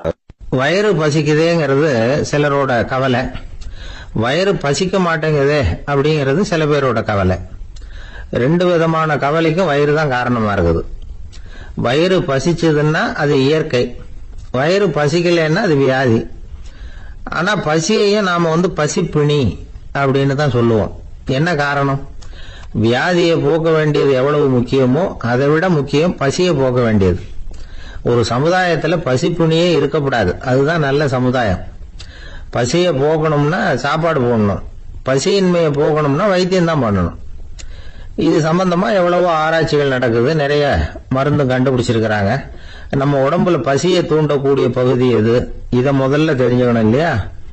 நாம சாப்பிடுற ஆகாரம் செரிக்கிறதுக்கு எது காரணம் தெரியுமா? நம்ம மூளையோட பின்பகுதி தான் அதுக்கு காரணமா இருக்குதாம். மூளையின் பின்பகுதியில நரம்பு செல்களால் ஆன 2 வகையான ஆரக்சின்கள் தான் பசியை உண்டாக்குது அப்படின்னு கண்டுபிடிச்சிருக்கிறாங்க. 2 ஆய்வாளர்கள் இதை கண்டுபிடிச்சிருக்காங்க. அவங்க 2 பேரும் டெக்சாஸ் பல்கலைக்கழகத்துல ஹார்வர்டு ஹக்ஸ் மருத்துவ கல்வி நிலையத்துல பணிபுரியறவங்களாம். உண்பது தேவைங்கிறது உணரப்படும் போது மூளையின் அந்த குறிப்பிட்ட பகுதி ஆரக்சின் அப்படிங்கிற ஹார்மோன்களை சுரக்கும். அது பசி உணர்வை தூண்டும் அப்படிங்கிறது தான் இந்த ஆய்வாளர்களின் கண்டுபிடிப்பு. இந்த ஆரக்சின் வேற சில உயிரினங்கள்லயும் உண்டு. இப்ப எலிகள்ல கூட இது இருக்குது. அதனால எலிகளை வச்சு இது சம்பந்தமா ஆராய்ச்சி பண்ணாங்க. எலிகள் உடம்புல ஆரக்சினை செலுத்தி பார்த்தாங்க. உடனே என்னாச்சு தெரியுமா? அந்த எலியெல்லாம் பசியால துடிக்க ஆரம்பிச்சுட்டுது. எதையாவது தின்னு பசியை தீர்த்தா போதுங்கிற அளவுக்கு அந்த எலிகள்லாம் அல்லாட ஆரம்பிச்சுட்டுது. இயல்பா சாதாரணமா அந்த எலிகள் எவ்வளவு சாப்பிடுமோ அது மாதிரி 8 முதல் 10 மடங்கு அதிகமான ஆகாரத்தை 1 மணி நேரத்துக்குள்ள சாப்பிட்டு தீர்த்துட்டுவான். சில எலிகளின் மூளையில இந்த ஆரக்சின் அளவை கட்டுப்படுத்தி பார்த்திருக்கிறாங்க. உடனே என்னாச்சு தெரியுமா, அதெல்லாம் சாப்பாட்டை கண்டா முகத்தை திருப்பிட்டு போக ஆரம்பிச்சுட்டுதான். அந்த எலிகளுக்கு பசி எடுக்கலையா. இந்த ஆராய்ச்சியின் அடிப்படையில பசியை எடுக்காமல் இருக்கிற மனிதர்களுக்கும் பசியை தூண்ட முடியும் அப்படின்னு சொல்லி ஆராய்ச்சியாளர்கள் தெரிவிச்சிருக்கிறாங்க. ஆக ஆரக்சின் தான் பசிக்கு காரணம்ங்கிறது தெரிஞ்சு போச்சு. சரி, இந்த ஆரக்சின் அப்படின்னா என்ன? அது ஒரு கிரேக்க சொல். அதுக்கு பசின்னு அர்த்தம். நம்ம ஆளுங்களுக்கெல்லாம் பசியை தூண்டுறதுக்கு மருந்து தேவையில்லை, பசியை குறைக்கிறதுக்கு தான் மருந்து தேவை. ஒரு அம்மா டாக்டரை தேடி வந்தாங்களாம். டாக்டர், எங்க வீட்டுக்காரருக்கு திடீர்னு அகோர பசி, நிறைய சமைச்சு போடுறேன், அவ்வளவையும் சாப்பிட்டுட்டு கீழே கிடக்கிற குப்பை கூலங்களையும் எடுத்து சாப்பிட ஆரம்பிச்சுடுறார், என்னன்னு கவனிச்சு பாருங்க அப்படின்னாங்களாம். எவ்வளவு நாளா அப்படி இருக்குதுன்னு கேட்டிருக்காரு டாக்டர். 1 வாரமா அப்படி இருக்குதுன்னாங்களாம். இவ்வளவு நாளா ஏன் சும்மா இருந்தீங்க, ஆரம்பத்திலேயே இங்க அழைச்சிட்டு வர வேண்டியது தானே அப்படின்னாராம் டாக்டர். அது ஒண்ணுமில்ல டாக்டர், வீடு பூரா சுத்தமாகட்டுமேன்னு பாத்துக்கிட்டு இருந்தேன் அப்படின்னாங்களாம் அந்த அம்மா. ஒரு பெரிய அரசன் இந்த உலகம் பூராவையும் ஆண்டுகிட்டு இருந்தான். ரொம்ப காலம் அப்படி அரசாட்சி பண்ணிக்கிட்டு இருந்தான். திடீர்னு அவனுக்கும் சில எதிரிகள் முளைச்சாங்க. அவங்க எல்லாம் ஒண்ணு சேர்ந்து இவனை தோற்கடிச்சுட்டாங்க. தோத்து போனது இவனுக்கு பயம் வந்துட்டுது, எங்க எதிரிகள் நம்ம கொன்னுடுவாங்களோ அப்படின்னு. வெளியில வந்தா தனக்கு ஆபத்துன்னு பயந்துகிட்டு யாருக்கும் தெரியாம ஒரு குகைக்குள்ள போய் பதுங்கி கிடக்குறான். நிலைமைய பாருங்க. முதல் நாள் அரண்மனையில அதிகாரம் பண்ணிக்கிட்டு இருந்தவன் மறுநாள் குகையில பயந்து போய் பதுங்கி கிடக்குறான். ராத்திரி நேரம் வந்தது, பசி வயத்தை கிள்ளுது, பிச்சை எடுத்து சாப்பிட வேண்டிய நிலைமை. பிச்சை எடுக்கிறதுக்கு பாத்திரம் வேணுமே, என்ன பண்றது அப்படின்னு அங்கேயும் இங்கேயும் பாக்குறான். ஒரு மூலையில யாரோ விட்டுட்டு போன ஒரு ஓடு கிடக்குது, அதை எடுத்துக்கிட்டு புறப்பட்டான். இருட்டுல வழி புரியல, ஏதோ ஒரு யூகத்துல காலை மெதுவா எடுத்து வச்சு நடந்து போயிட்டு இருக்கிறான். வழியில ஒரு கருப்பு நாய் படுத்து கிடந்தது. இருட்டுல அவன் இது கண்ணுக்கு சரியா தெரியல, அவனுக்கு தவறி போய் காலை வச்சுட்டான் அது மேல. நாய் சும்மா இருக்குமா, வள்ளுன்னு உழுந்து கடிச்சு விட்டுது. காலை பாக்குறான், காலத்தையும் நினைச்சு பாக்குறான். அரண்மனையில வீரக்கழல் அணிந்த காலை உடைய மன்னா அப்படின்னு புகழ்வாங்களே புலவர்கள்லாம், ஆனா அது இன்னைக்கு நாய் கடிச்ச காலம் ஆயிட்டுதே அப்படின்னு நினைக்கிறான். அது மட்டும் இல்ல, முன்னாடி எல்லாம் பொற்கிண்ணங்கள்ல தான் அவன் சாப்பிடுவான். ஆனா இப்போ உடைஞ்சு போன ஓட்டு, அது ஓட்டை கையில வச்சுக்கிட்டு நிக்கிறான். அதுல ஏதாவது யாராவது சாப்பாடு போடுவாங்களான்னு. முன்னாடி எல்லாம் நிறைய பேர் அரண்மனைக்கு வருவாங்க, அரசருக்கு காணிக்கைன்னு சொல்லி இவன் காலடியில கொண்டாந்து கொட்டுவாங்க. அப்போலாம் இவன் அந்த ஜனங்களுடைய முகத்தை திரும்பி கூட பாக்குறது இல்ல, ரொம்ப கர்வமா உட்கார்ந்துருப்பான். அதே ஆளு இன்னைக்கு எல்லாரு கண்ணுலயும் படுறது மாதிரி பிச்சை எடுத்துக்கிட்டு இருக்கிறான். அப்போலாம் காணிக்கைகளை தன்னுடைய கையால வாங்குறது தனக்கு கௌரவ குறைச்சல்னு நினைச்சு தன்னுடைய வேலைக்காரங்களை விட்டுதான் அதை வாங்க சொல்லுவான். இப்ப பாத்தீங்கன்னா அவனே தன் கையாலேயே பிச்சை வாங்குறான். நினைச்சு பாருங்க, அந்த மனுஷன் நாள் அரசன், மறுநாள் பிச்சைக்காரன். எவ்வளவு வித்தியாசம். செல்வம் தான் இப்படி ஒரு வித்தியாசம் ஏற்படுறதுக்கு காரணம். அப்படிப்பட்ட செல்வம் வாழ்க்கையை நடத்துறதுக்கு நமக்கு தேவைதான். ஆனா அதையே நாம அடைய வேண்டிய பயனா நினைக்கிறோம் பாருங்க, அதுதான் வேடிக்கை. இத நம்மாழ்வார் அழகா ஒரு பாசுரத்துல சொல்றார். ஒரு நாயகமாய் ஓட உலகுடன் ஆண்டவர், கருணாய் கவர்ந்த காலர், சிதைகிய பானையர், பெருநாடு காண இம்மையிலே பிச்சைதாம் கொள்வர், திருநாரணன் தாழ் காலம் பெற சிந்தித்து உய்மினோ அப்படிங்கிறார் நம்மாழ்வார். ஒரு பெரிய பணக்காரர் ஒரு துறவிகிட்ட போய், சாமி என்கிட்ட நிறைய பணம் இருக்கு, இருந்தாலும் நிம்மதி இல்ல, என்னால நிம்மதியா இருக்க முடியல, என்ன காரணம்னு கேட்டாராம்.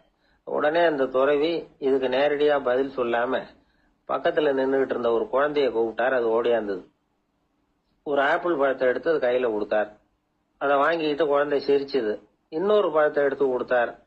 அதை இன்னொரு கையில வாங்கிட்டு சிரிச்சுது. 3வது ஆப்பிள் எடுத்து கொடுத்தார். 2 பழத்தையும் நெஞ்சில் அணைச்சிக்கிட்டு 3வது பழத்தையும் வாங்கறதுக்கு முயற்சி பண்ணிச்சு. ஆனா அது உடனே நழுவி கீழே விழுந்து உருண்டு ஓடிச்சு. ஏற்கனவே இருந்ததும் விழுந்துட்டுது. இப்ப அந்த குழந்தை அழ ஆரம்பிச்சுட்டுது. இப்ப அந்த துறவி பணக்காரர்கிட்ட சொன்னாராம், குழந்தைய கவனிச்சியா, 2 ஆப்பிள் போதும்னு அது நினைச்சிருந்தா இப்போ அது அழ வேண்டிய அவசியம் வந்திருக்குமா அப்படின்னாராம். எதுவுமே அளவுக்கு மிஞ்சினா துன்பம்தான். இந்த காலத்துல இதெல்லாம் யாரு காதுல வாங்குறாங்க? ஒருத்தனை நல்ல வழிக்கு கொண்டு வரணும்னு நினைச்சு அவனை கூப்பிட்டு உட்கார வச்சு இந்த கதையை சொல்லிட்டு இருந்தாங்க. சொல்லிவிட்டு அந்த குழந்தை செஞ்சது தப்பு தானே அப்படின்னு கேட்டிருக்கிறாங்க. ஆமாம், தப்பு தான். நானா இருந்தா அப்படி செஞ்சிருக்க மாட்டேன் நானா இவன். 2 பழமே போதும்னு சொல்லிருப்பியா அப்படின்னு கேட்டிருக்காங்க. அப்படி இல்லைங்க, அவர் கொடுக்க கொடுக்க ஒவ்வொரு பழமா வாங்கி பின்னாடி வச்சுட்டு மறுபடியும் கையை நீட்டுவேன் அப்படிங்கிறானு. இவெல்லாம் எந்த காலத்துல திருந்துறது? ஒரு சீன தேசத்து அரசர் இருந்தார். அவருக்கு வயசாயிட்டுது. அவருக்கு அடுத்தபடியா அவருடைய புள்ள பட்டத்துக்கு வரணும், ஆட்சி பொறுப்பை ஏத்துக்கணும். ஒரு நல்ல தலைவனுக்கு இருக்க வேண்டிய பண்புகள்லாம் தன்னுடைய மகனுக்கு இருக்கணும்னு விரும்பினார் அந்த அரசர். அதனால இளவரசனை பக்கத்துல இருந்த ஒரு குரு கிட்ட அனுப்புனார். இளவரசன் அவர்கிட்ட போய் சேர்ந்தான். அந்த குரு என்ன பண்ணாரு தெரியுமா? இவனை பார்த்து சொன்னார், இத பாருப்பா, நீ என்ன பண்ற, இப்பவே பக்கத்துல இருக்கிற காட்டுக்கு போ, நடு காட்டுல போய் ஒரு இடத்துல உட்காந்துக்கோ. அங்க என்னென்ன சத்தம்லாம் உன் காதுல விழுதுன்னு கவனிச்சு கேளு. உன் காதுல விழுந்த ஓசைகள் என்னென்னங்கிறத என்கிட்ட வந்து சொல்லு, அதுதான் எனக்கு தெரியணும், உனக்கு வேலையும் அதுதான் அப்படின்னு சொல்லி அனுப்பி வச்சுட்டார். இளவரசன் காட்டுக்கு போனான். குரு சொன்னபடியே ஒரு இடத்துல உட்காந்து கவனிச்சு கேட்டான். அதுக்கப்புறம் குரு கிட்ட திரும்பி வந்தான். என்னென்ன சத்தம்லாம் கேட்ட அப்படின்னு கேட்டார் குரு.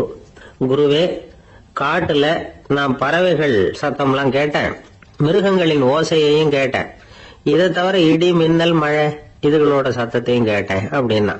குரு யோசனை பண்ணார், நீ இன்னமும் சரியா கேட்கல, அதனால மறுபடியும் காட்டுக்கு போ, கொஞ்ச நாள் தங்கி இருந்து கேட்டுட்டு வா அப்படின்னார். இளவரசனுக்கு ஒன்னும் புரியல. இருந்தாலும் குருவின் கட்டளையாச்சே, மறுக்க முடியுமா? உடனே அவன் மறுபடியும் காட்டுக்கு போனா, ஒரு இடத்துல உட்கார்ந்தான். கொஞ்ச நேரம் உன்னிப்பா கவனிச்சு கேட்டான். சில நாள் கழிச்சு குரு கிட்ட திரும்பி வந்தான். குருவே, இந்த தடவை சில துல்லியமான சத்தங்களை எல்லாம் கேட்டான். தேனி பறக்கிற சத்தம், நீரோடையின் மெல்லிய ஓசை, இதெல்லாம் கேட்டேன்னா. குரு சிரிச்சார். நீ மறுபடியும் காட்டுக்கு போ, இன்னும் சில நாள் அங்க இரு, முழுமையா கவனமா கேட்டுட்டு வா அப்படின்னு சொல்லி அனுப்பி வச்சுட்டார். இளவரசனுக்கு குழப்பம் அதிகமாயிட்டுது. ஒண்ணுமே புரியல. மறுபடியும் காட்டுக்கு போனா, மௌனமா ஒரு இடத்துல உட்காந்துட்டான். அப்படியே தியானத்துல ஆழ்ந்துட்டான். சில நாள்ல அவனுக்கு இதுவரை கேட்காத ஓசைகள்லாம் கேட்க ஆரம்பிச்சுட்டு, இதைத்தான் நான் கேட்கணும்னு என்னுடைய குரு எதிர்பார்த்திருக்கிறாருங்கிறத புரிஞ்சுக்கிட்டான். உடனே குரு கிட்ட ஓடனான். குருவே, இந்த தடவை காதுகளுக்கு கேட்க முடியாத சில ஓசைகளை கூட என்னால உணர முடிஞ்சுது. பூ மலருகிற ஓசை, சூரியனால பூமி சூடாகிறப்ப எழுகிற ஓசை, காலை பனித்துளி இந்த புல்லுலாம் குடிக்கிற ஓசை, இது எல்லாம் என்னால நல்லா கேட்க முடிஞ்சது அப்படின்னா. குருவுக்கு இப்பதான் திருப்தி ஏற்பட்டுதான். இளவரசனை பார்த்து சொன்னார், இந்த பாருப்பா, இப்பதான் நாட்டை ஆளுகிற தகுதி உனக்கு வந்திருக்குது அப்படின்னு சொல்லி அதுக்கு விளக்கமும் கொடுத்தாராம். எந்த அரசன் தன்னுடைய மக்களின் எதையும் பேசுகிற மௌன மொழிய, மௌன வார்த்தைகளை கேட்கிறானோ அவன் தான் ஆள தகுதி உள்ளவன். எந்த அரசன் தன்னுடைய மக்களின் உணர்ச்சிகளை உண்மையா உணர்றானோ அவன் தான் முதன்மையான அரசன். போலி வார்த்தைகளை மட்டும் கேட்டுட்டு பல மௌன ராகங்களை காதுல வாங்கிக்காதவன் அரசனே இல்லை. எந்த நாட்டுல எப்போ ஒரு அரசன் தன்னுடைய மக்களின் உணர்ச்சிகளை கேட்க மறுக்கிறானோ அன்னையிலிருந்து அந்த நாடு அழிய தொடங்குது அப்படின்னு அர்த்தம். இதுதான் அந்த குரு இளவரசனுக்கு போதிச்சது. வாயால பேசுறத மட்டும் கேட்டு ஏமாறக்கூடாது, உணர்ச்சிகளையும் கேட்கறதுலதான் மனப்பக்குவம் உண்டாகும். மக்கள் உணர்ச்சிகளை புரிந்து கொள்ளாத அரசர்கள் நீடிச்சிருக்க முடியாது. அது மாதிரி நாடுகள்ல அடிக்கடி குழப்பம் தான் உண்டாகும். அப்படி இருந்தா அடிக்கடி ஆட்சி மாறிட்டு இருக்கும். அப்படிப்பட்ட ஒரு தேசம், அங்க ஒரு சிறைச்சாலையில 3 கைதிகள் பேசிக்கிட்டு இருந்தாங்க. ஒருத்தன் சொன்னான், நான் இந்த நாட்டு ராஜாவை எதிர்த்து பேசிக்கிட்டு இருந்தேன், அதனால என்ன புடிச்சு கொண்டாந்து இங்க போட்டுட்டாங்க அப்படின்னா ஒருத்தன். இன்னொருத்தன் சொன்னான், நான் இந்த நாட்டு ராஜாவை ஆதரிச்சு பேசிக்கிட்டு இருந்தேன், அதனால என்ன புடிச்சு கொண்டாந்து இங்க தள்ளிவிட்டாங்க அப்படின்னா. அது சரி, நீ என்ன தப்பு பண்ண அப்படின்னு சொல்லி 3வது ஆளை பார்த்து இவங்க கேட்டாங்க. அதுக்கு அந்த ஆளு சொல்றான், நான் தான் இந்த நாட்டு ராஜா அப்படின்னா. துருக்மேனியாவில் அஷ்காபாத் அப்படின்னு ஒரு நகரத்துல ஒரு புவியியல் விஞ்ஞானி இருந்தார். அவரு ஒரு நாய்க்குட்டி வளர்த்தார். ஒரு நாள் முன்னிரவு நேரம் ஒரு மேஜைக்கு முன்னாடி உட்காந்து அந்த விஞ்ஞானி ஏதோ கணக்கு போட்டுக்கிட்டு இருக்கிறார். அவருக்கு ஒரு சின்ன பெண் குழந்தை, அது தொட்டில தூங்கிட்டு இருக்குது. அந்த நாய்க்குட்டியும் ஒரு மூலையில படுத்து அது பாட்டுக்கு தூங்கிட்டு இருந்தது. ஒரே அமைதி. அந்த நேரத்துல திடீர்னு அந்த நாய்க்குட்டி துள்ளி எழுந்திருச்சுது. நேரா குழந்தைகிட்ட ஓடிச்சு. அந்த குழந்தைய அது போட்டிருந்த ட்ரெஸ்ஸோட சேர்த்து கவ்வி தூக்குச்சு. தூக்கிக்கிட்டு வாசல் பக்கம் ஓடிச்சு. நாய்க்குட்டி குழந்தைய கவ்வி தூக்க முடியுமாங்கிற சந்தேகம் உங்களுக்கு இல்லையா? நீங்க நம்ம ஊர் நாய்க்குட்டியவே பார்த்து பழக்கப்பட்டிருக்கீங்க, அதனால நம்புறதுக்கு சிரமமா இருக்கும். அந்த ஊர்ல எல்லாம் அது ரொம்ப ஸ்ட்ராங்கா இருக்கும், ஒரு ஏதோ கண்ணுக்குட்டி மாதிரி இருக்கும். விஞ்ஞானி அதை பார்த்துட்டார். உடனே அந்த நாய்க்கு வெறி பிடிச்சிட்டுதுன்னு முடிவு பண்ணிட்டு தன்னோட கை துப்பாக்கி எடுத்துக்கிட்டு ஓடி வந்தார். அவர் வெளியில நாய்க்குட்டி எங்க அப்படின்னு பார்த்து தேடுறார். அந்த நேரத்துல அந்த வீடு இடிஞ்சு விழுது. காரணம் பூமி அதிர்ச்சி. இப்படி பூமி அதிர்ச்சி உண்டாக போகுதுங்கிறது அந்த நாய்க்குட்டிக்கு முன்னாடியே தெரிஞ்சு போச்சு. அதுதான் குழந்தைய தூக்கிட்டு வெளியில ஓடி வந்திருக்குது. அது மூலமா அந்த குடும்பத்தையே காப்பாத்தி இருக்குது அந்த நாய்க்குட்டி. இந்த சம்பவம் நடக்கிறதுக்கு 3 நாளைக்கு முன்னாடியே சில பிராணிகளுக்கு இப்படி நடக்க போகுதுங்கிறது தெரிஞ்சிருக்குதான். ஆமா, அந்த நகரத்துல 3 நாளைக்கு முன்னாடியே பாம்பு, பல்லி இதெல்லாம் அது தங்கியிருந்த வலையை விட்டு வெளியில ஓடி வந்துட்டுது. அதே மாதிரி அங்கிருந்த புறாவெல்லாம் பறந்து போயிடுச்சான். இதே மாதிரி யுகோஸ்லோவியாவில் கூட ஒரு நகரம், அங்க ஒரு நாள் ராத்திரி ஒரு மிருக காட்சி சாலையில திடீர்னு ஒரு பெரிய கலவரம், கூச்சல், குழப்பம். அங்க இருந்த கழுதை, புலி, யானை, பறவை எல்லாம் கண்ணாபின்னான்னு கத்த ஆரம்பிச்சுட்டுது. நீர் யானை அதுக்குன்னு போடப்பட்டிருந்த தடுப்பையே தாண்டி குதிச்சு வெளியில வந்துட்டுதான். மறுநாள் தான் எல்லாருக்கும் விஷயம் புரிஞ்சுது. அடுத்த நாள் காலையில அங்க பூமி அதிர்ச்சி உண்டாயிட்டுது. இப்ப பாருங்க, அதாவது மனுஷனை போய் தீர்க்க தரிசி அது இதுன்னு சொல்லிட்டு இருக்கிறோம். இவனை விட அது பரவாயில்லைன்னு தோணுது. அதாவது மிருகங்கள் ஒன்று நடக்க போகுதுங்கிறத முன்னாடியே புரிஞ்சுக்குதே. சரி, இதெல்லாம் எப்படி அது முன்கூட்டி புரிஞ்சுக்குது? அதுதான் படைப்பு ரகசியம். அதை கண்டுபிடிக்கிறதுக்கு தான் மனுஷன் வந்து ஆராய்ச்சி பண்ணிட்டு இருக்கிறான்.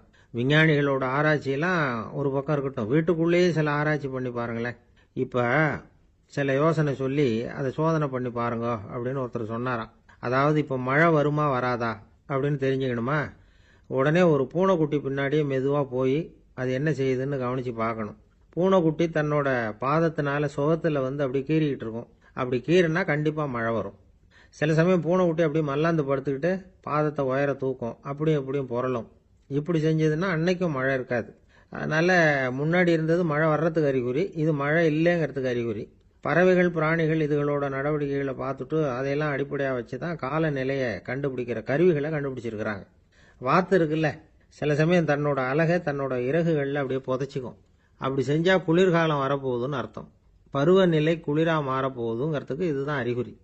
சிட்டுக்குருவி இருக்குதுல்ல, அதெல்லாம் புழுதியில் உழுந்து புரளும், சிறகுகளை வந்து படபடன்னு அடிச்சுக்கும். அப்படி செஞ்சா மழை வரப்போகுதுன்னு அர்த்தம். ஒன்று மட்டும் நாம் நல்லா தெரிஞ்சுக்கணும், இயற்கையின் சீற்றம்னு சொல்றோம் இல்லையா, இயற்கை ஏன் நம்ம மேல கோவப்படுது? இயற்கையை நாம அனுசரிச்சு போறதில்ல, அதனால கோவப்படுது. காடுகளை அழிக்கப்படாது, விலங்குகளை கொல்லப்படாது, இயற்கை ஏற்படுத்தி வச்சிருக்கிற சமநிலையை கெடுக்கப்படாது. அதை புரிஞ்சுக்கிட்டு வாழ்ந்தோம்னா பூமியும் நடுங்காது, நாமளும் நடுங்க வேண்டிய அவசியம் இருக்காது. ஒருத்தர் இருந்தார், சாராய கடைக்கு போனாராம், நிறைய சாப்பிட்டார். அப்புறம் சொன்னார், இது ரொம்ப அற்புதமான சரக்கு போல இருக்கு, உள்ள போன உடனே இந்த பூமியே நடுங்கிறது மாதிரி இருக்கு எனக்கு அப்படின்னாராம். இதுக்கு கடைக்காரர் சொல்லியிருக்கார், நீங்க சாப்பிட்டது வெறும் பச்சை தண்ணி தாங்க, இப்ப ஏற்பட்டிருக்கிறது நிஜம் பூமி அதிர்ச்சி அப்படின்னு. காசியில் இருக்கிற கடவுள் காசி விஸ்வநாதர், அங்க இருக்கிற தேவி காசி விசாலாட்சி. இவங்க 2 பேரும் ஒரு நாள் பேசிக்கிட்டு இருந்தப்போ கடவுள் சொன்னார், இந்த மனிதர்களை நாம ரொம்பவும் நம்பிக்கையோட தான் படைச்சிருக்கிறோம், இருந்தாலும் அவங்களுக்கு தான் நம்பிக்கை இல்லை, எதுலேயும் ஒரு உண்மையான நம்பிக்கை இல்லாமல் வாழ்ந்துகிட்டு இருக்கிறாங்க அப்படின்னார். என்ன அப்படி சொல்றீங்க? அதோ பாருங்க, எவ்வளவு பேர் காசியை தேடிட்டு வந்து கங்கையில் குளிச்சுக்கிட்டு இருக்கிறாங்க, அவங்கெல்லாம் நம்பிக்கை இல்லைன்னா இவ்வளவு தூரம் தேடிட்டு வந்து இங்கே குளிப்பாங்களா அப்படின்னு நாங்கள் தேவி. சரி, அதை சோதிச்சு பார்க்கலாம் அப்படின்னு 2 பேரும் முடிவு பண்ணிக்கிட்டாங்க. உடனே ஒரு திட்டம் போட்டாங்க. அது எப்படின்னா, நாம 2 பேருமே பக்தர்கள் மாதிரி உருவத்தை மாத்திக்கிட்டு கங்கை கரைக்கு போக வேண்டியது. நான் வந்து கங்கையில் இறங்கி குளிக்கிறேன், கொஞ்ச நேரத்தில் சுழல்ல மாட்டிக்கிட்டது மாதிரி நடிக்கிறேன். நீ உடனே கரையிலிருந்து சத்தம் போடும், என்னோட வீட்டுக்காரரை யாராவது காப்பாத்துங்களேன் காப்பாத்துங்களேன்னு சத்தம் போடும். அதோட இன்னொன்று சொல்லு, யாராவது ஒரு புண்ணிய ஆத்மா அவர்கிட்ட போய் அவருடைய முடியை பிடிச்சி இழுக்கணும். அப்படி ஒரு சாபம் இருக்குது எங்களுக்கு. புண்ணிய ஆத்மா, அதாவது எந்த பாவமும் செய்யாத இல்லாத ஒருத்தர் தான் அவரை காப்பாற்ற முடியும். அப்படிப்பட்டவங்க யாராவது வெள்ளத்தில் குதிச்சு என்னுடைய கணவரை காப்பாத்துங்க அப்படின்னு நீ சத்தம் போடு, கூச்சல் போடு, என்ன நடக்குதுன்னு பார்க்கலாம் அப்படின்னாரு கடவுள்.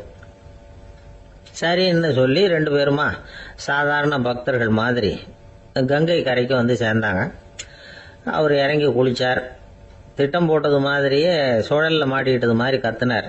கரையில் இருந்த அந்த அம்மா, ஐயோ என் கணவரை காப்பாத்துங்களேன், யாராவது காப்பாத்துங்களேன்னு கத்துனாங்க. பல பேர் ஓடி வந்தாங்க. உடனே இவங்க, பாவம் இல்லாத புண்ணிய ஆத்மா ஒருத்தரால தான் என்னுடைய கணவர் காப்பாற்றப்படணுங்கிறது விதி, அப்படி ஒரு சாபம் இருக்கு, அதனால புண்ணிய ஆத்மா யாராவது அவர்கிட்ட போய் அவர் முடியை பிடிச்சி தூக்கினா அவரை காப்பாற்றி கொள்ளலாம் அப்படின்னாங்க. இவங்க இப்படி சொன்னதும் எல்லாரும் திகைச்சு போய் நின்றுட்டாங்க. ஒவ்வொருத்தருக்கும் அவங்க செஞ்ச பாவம்லாம் ஒவ்வொன்றா ஞாபகத்துக்கு வர ஆரம்பிச்சுட்டுது. சரி, இதுக்கு நாம லாயக்கு இல்லை அப்படின்னு சொல்லி ஒதுங்கி போக ஆரம்பிச்சிட்டாங்க எல்லாம். இந்த சமயத்தில் யாரோ ஒருத்தர் வேகமாக ஓடி வந்தார். ஆற்றுல குதிச்சார். அவர்கிட்ட போனார், முடிய பிடிச்சார், தூக்குனார், அவரை காப்பாற்றி கரைக்கு கொண்டுட்டு வந்துட்டார். அப்படி காப்பாற்றின அந்த ஆளை இவங்க 2 பேரும் தனியாக கூப்பிட்டுக்கிட்டு ஒரு மண்டபத்துக்கு வந்துட்டாங்க. வந்து விசாரிக்கிறாங்க. நீ யாரப்பா அப்படின்னு கேட்குறாங்க. ஏதும் தெரியாத மாதிரி. நான் இந்த ஊர் அன்ன சத்திரத்தில் வேலை செய்கிற ஒரு சமையல்காரன் அப்படிங்கிறார். நீ வந்து கங்கையில் குளிக்கிறது உண்டான்னு கேட்டிருக்காங்க. நான் இந்த ஊர்லேயே தான் இருக்கிறேன், இருந்தாலும் தினமும் கங்கையில் குளிக்கிறது இல்லை, எப்பாவது ஒரு நாள் அங்கே குளிப்பேன் அப்படின்னார். கங்கையில் மூழ்கி எழுந்திரிச்சா பாவம்லாம் தொலையும்னு சொல்கிறாங்க. அப்படி இருக்கிறப்போ அங்கே இன்னைக்கு கங்கையில் குளிச்சுக்கிட்டு இருக்கிறவங்கெல்லாம் தங்களை வந்து புண்ணிய ஆத்மாவா நினைக்கல. கங்கையில் குளிக்காத நீ உன்னை வந்து புண்ணிய ஆத்மாவா நினைச்சு என்னை காப்பாற்ற வந்திருக்கிற, அது எப்படி அப்படின்னு கேட்டார். அதுக்கு அந்த ஆள் சொல்றான், கங்கையில் குதிச்சதுக்கு அப்புறம் தானே உங்களை காப்பாற்ற போறோம். அப்படி குதிக்கும் பொழுது என்னுடைய பாவம்லாம் போயிருக்கும்ல, நான் புண்ணிய ஆத்மாவா ஆயிருப்பேனே, அதனாலதான் துணிஞ்சு வந்து உங்களை காப்பாத்தினேன் அப்படின்னா. கடவுளும் தேவியும் அவனுக்கு வந்து காட்சி கொடுத்தாங்களாம். இப்படி ஒரு கதை உண்டு. அதாவது கங்கையில குளிச்சுக்கிட்டு இருக்கிறவங்களுக்கே தங்களுடைய பாவம் போகுங்கிற நம்பிக்கை பரிபூர்ணமா இல்லை. குளிக்காத ஒருத்தனுக்கு அந்த நம்பிக்கை இருந்தது. அதனால அவனால கடவுளை பார்க்க முடிஞ்சது. கடவுளை வந்து நாமளும் பார்க்க முடியுமா முடியாதா அப்படிங்கிற குழப்பம்லாம் நமக்கு வேண்டியதில்லை. நம்பிக்கையோட வாழணுங்கிற உண்மையை மட்டும் இந்த கதையிலேருந்து புரிஞ்சுக்கிட்டா போதும். ஏன்னா இந்த கதையை கேட்டுட்டு ஒரு நண்பன் குதர்க்கமா ஒரு கேள்வி கேட்டான். ஏன் சார், கங்கையில் குளிச்சா பாவம் போடும்னு சொல்றீங்களே, நான் எனக்கு வேண்டாத ஒருத்தனை அழைச்சிட்டு போய் கங்கையிலேயே தள்ளி விட்டுட்டு அதுக்கப்புறம் அங்கேயே முழுக்க போட்டுட்டு நான் செஞ்ச பாவத்தை வந்து அதுலேயே கழுவி விட்டுட்டு மறுபடியும் உங்ககிட்ட வந்துடுறேன்னு வச்சுக்கோங்க, நீங்கள் என்னை வந்து புண்ணிய ஆத்மான்னு ஏற்றுக்குவீங்களா அப்படிங்கிறான். ஆள் கொஞ்சம் ஆசைந்தான், நம்மளே அங்கே அழைச்சிட்டு போனாலும் போயிடுவான். எனக்கு தெரிஞ்ச ஒருத்தர் இருக்கார். அவரு ஒரு பெரிய காவல்துறை அதிகாரி, ரொம்ப கண்டிப்பானவர். அவரை கண்டாவே எல்லாரும் பயப்படுவாங்க. அப்படிப்பட்டவர் வீட்டுக்கு போனா அப்படியே அடியோட மாறிடுவார். அங்க போய் பாத்தீங்கன்னா குழந்தைகளோட குழந்தையா அவர் விளையாடிட்டு இருப்பார். அலுவலக சமயத்துல பாத்தீங்கன்னா குதிரை முதுகுல அவர் உட்கார்ந்துருப்பார். வீட்டுல பாத்தீங்கன்னா அவர் முதுகுல குழந்தை உட்காந்துருக்கும். அவரு குதிரை மாதிரி போயிட்டு இருப்பார். இது எப்படிங்க முடியுது உங்களால அப்படின்னு கேட்டாங்க. அது ஒண்ணுமில்ல, இங்க வீட்டுக்கு வந்த உடனே என்னோட மனசை தனியா எடுத்து வச்சிருவேன் அப்படின்னார். அது என்னங்க உங்க சட்டப்பயிலியா இருக்குது மனசு, அது தனியா எடுத்து வைக்கிறதுக்கு அப்படின்னு கேட்டாங்க. அப்படி இல்லைங்க, இது ஒரு பயிற்சி, மனப்பயிற்சி, அவ்வளவுதான் அப்படின்னார். இப்படி சமயம் பார்த்து மனசை தனியா வச்சுவிட தெரிஞ்சவங்க வாழ்க்கையில எப்பவும் உற்சாகமா இருப்பாங்க அப்படிங்கிறது பெரியவங்க கருத்து. ஒரு டாக்டர் ஆஸ்பத்திரியில இருக்கிற வரைக்கும் டாக்டரா இருக்கலாம். அவர் மனைவிகிட்டையும் அவர் டாக்டரா இருக்க வேண்டிய அவசியம் இல்லை. ஒரு வக்கீல் வந்து கோர்ட்ல இருக்கிற வரைக்கும் வக்கீலா இருக்கலாம். வீட்டுக்கு வந்ததுக்கு அப்புறமும் வக்கீலா இருக்க வேண்டிய அவசியம் கிடையாது. வீட்டுல வந்து குழந்தைகள் கிட்ட விளையாடும் பொழுதும் அதுகள் கிட்ட ஃபீஸ் கேட்டுட்டு இருக்க கூடாது. நாம எப்படி இருக்கணும்னு பெரியவங்க சொல்றாங்கன்னா, மனசோட சேரக்கூடாதான். அப்படி சேராம வாழ்க்கையை கவனிக்கணுமா. மனசை அப்படியே தனியா எடுத்து பக்கத்துல வச்சுடணும். அப்படின்னா அதை அப்படியே தூக்கி எறிஞ்சுடு அப்படின்னு அர்த்தம் இல்லை. ஏன்னா மனசுங்கிறது நமக்கு உபயோகப்படக்கூடிய ஒண்ணுதான். எப்ப அது தேவையோ அப்பப்போ எடுத்து உபயோகப்படுத்திக்கணும்.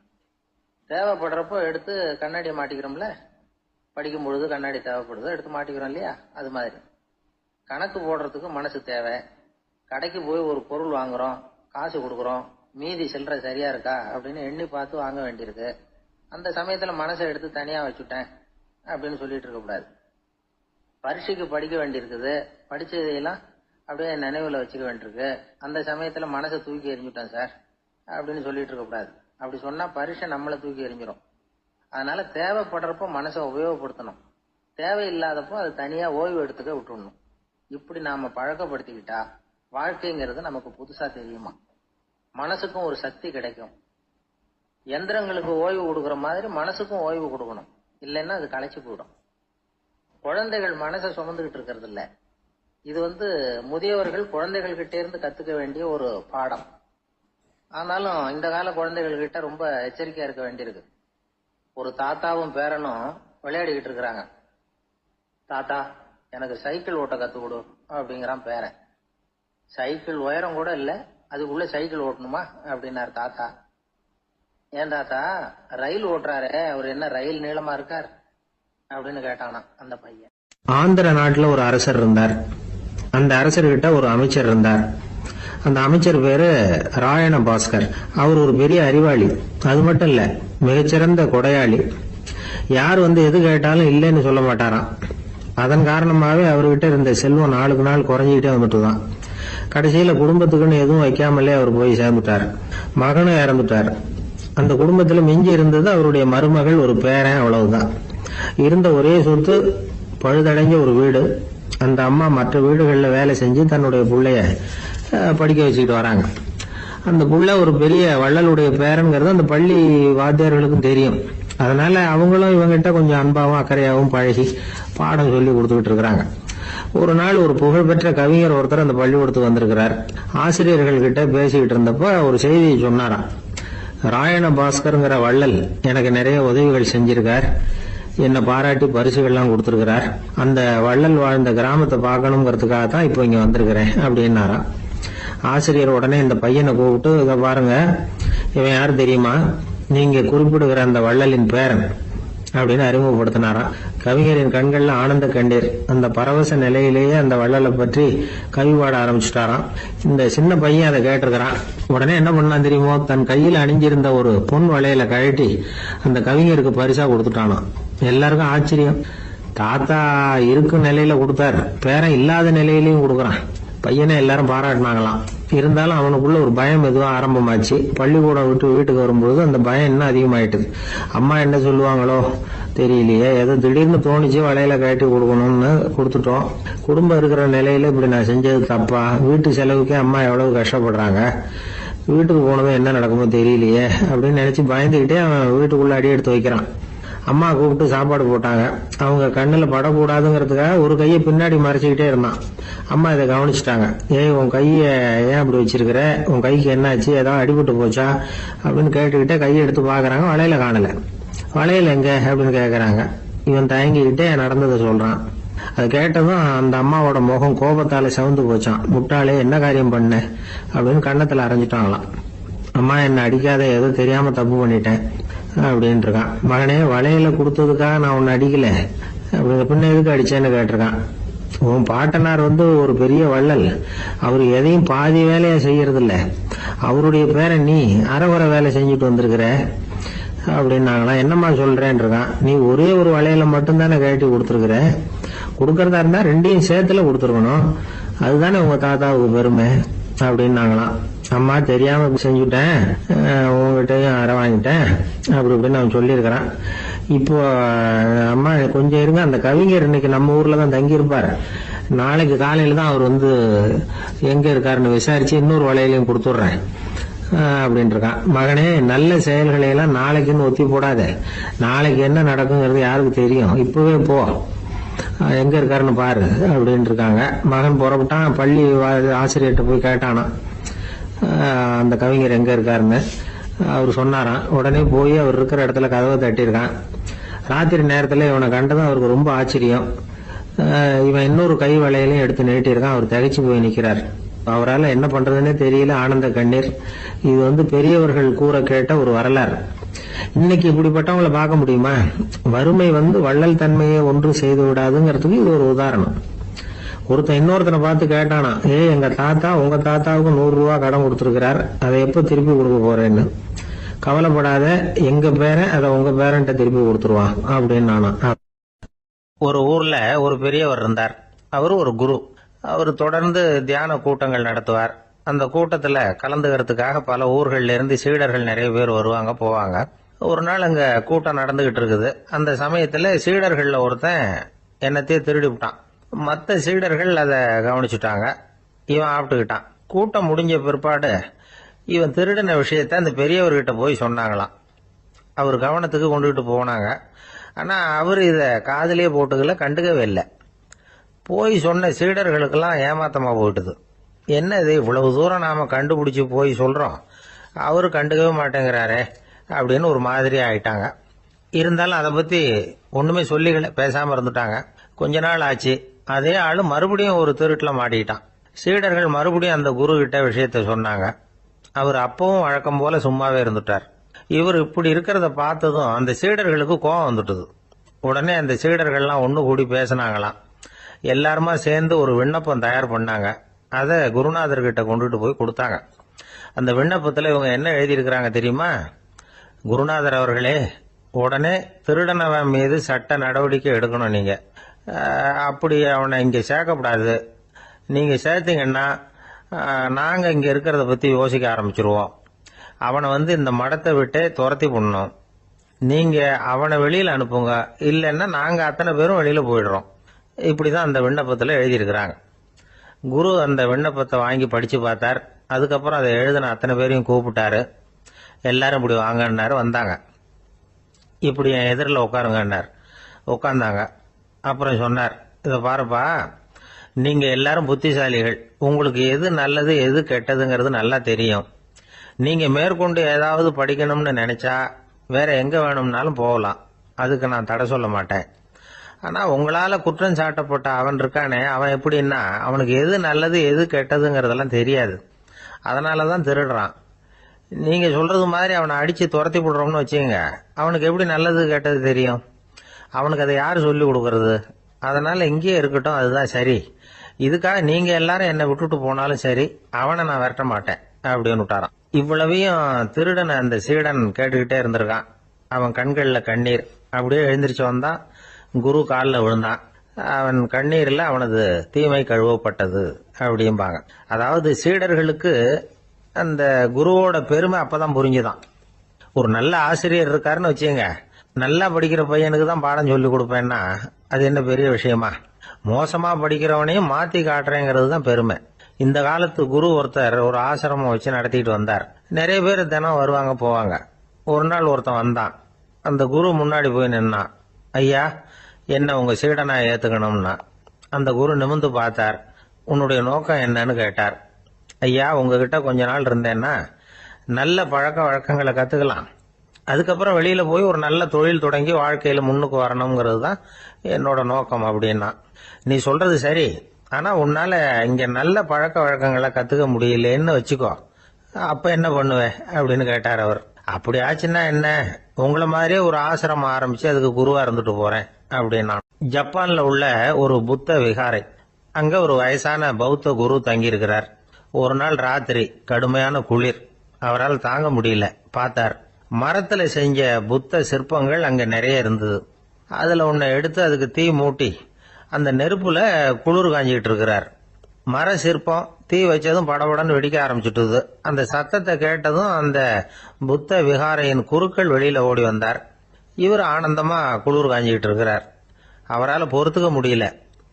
தெருவில் தெரிஞ்சுக்கிட்டு இருந்த அந்த பெரியவரை இங்க தங்க அனுமதிச்சதே அவரு தான். இவர் இப்படி பண்றாருன்னு நினைச்சுக்கிட்டே அவரை கோபமா பார்த்தார். ஏன் இப்படி கோபமா பாக்குறீங்க, இப்படி உட்காருங்க அப்படிங்கிறாரு இவர்.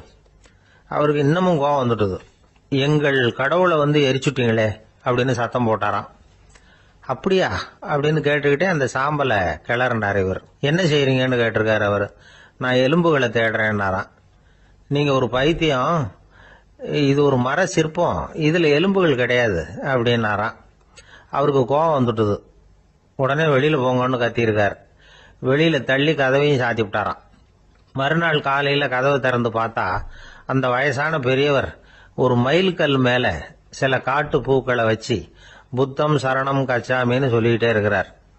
இவருக்கு சந்தேகமா போட்டுது. கிட்ட போனார். என்ன செஞ்சுக்கிட்டு இருக்கீங்கன்னு கேட்டார். இது என்னுடைய காலை நேர பிரார்த்தனைனாராம். நிஜமாவே நீங்க ஒரு பைத்தியமா தான் இருக்கணும், ஏன்னா அது ஒரு மைல்கல் அப்படின்னாராம்.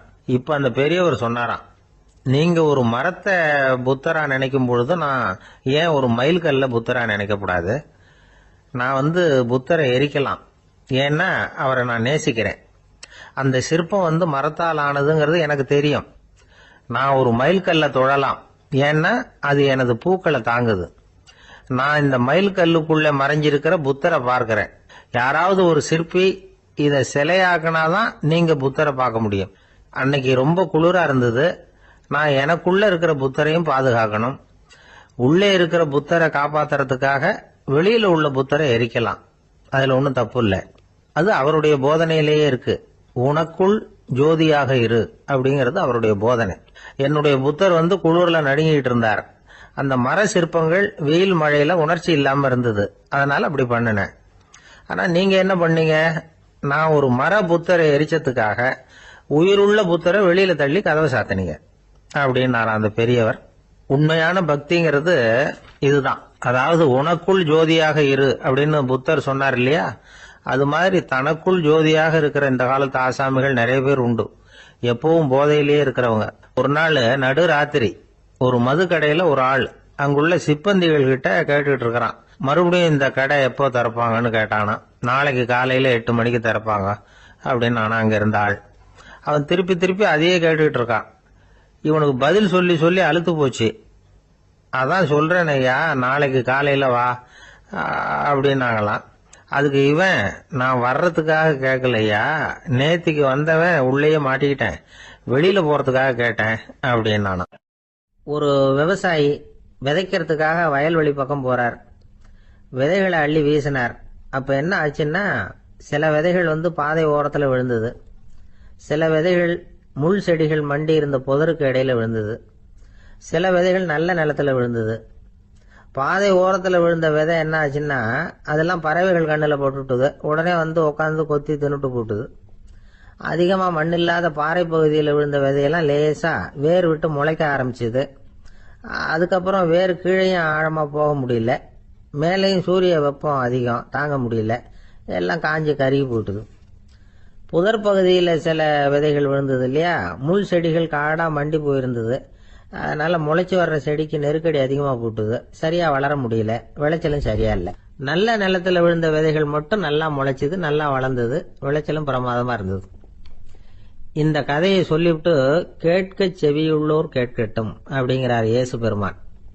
ஆமா, இயேசு கடலில் நின்ற படகு ஒண்ணுல உட்கார்ந்துருக்கிறார். கடற்கரையில ஏராளமான மக்கள் உட்கார்ந்துருக்கிறாங்க. அந்த சமயத்துல தான் இயேசு ஓமைகள் மூலமா மக்களுக்கு பல உண்மைகளை சொல்லிட்டு இருக்கிறார். மக்கள் அந்த கதையை கேட்டுட்டு ஒன்னும் புரியாம முழிக்கிறாங்க. அத கவனித்த இயேசு அந்த ஓமையை விளக்க ஆரம்பிச்சார். இதுல அந்த விதைக்கிறவர் தான் இறைவன். அவருடைய வார்த்தைகளை விதைக்கிறார்.